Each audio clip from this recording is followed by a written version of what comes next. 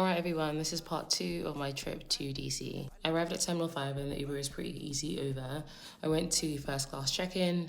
As I mentioned in my Miami vlog, unfortunately the security at first class check-in isn't working very well, and so I had to go through a separate check-in. But before that I needed to check in a additional suitcase. This was my old carry-on suitcase. Honestly, if I tell you the stress that I had when I arrived in DC carrying 7 suitcases as a small 5'6" woman, you would laugh.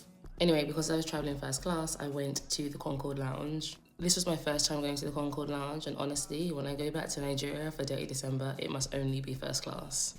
There are a number of different places where you can drink, eat. There was a bar, this is the restaurant, which is quite a nice vibe, very airy, very light.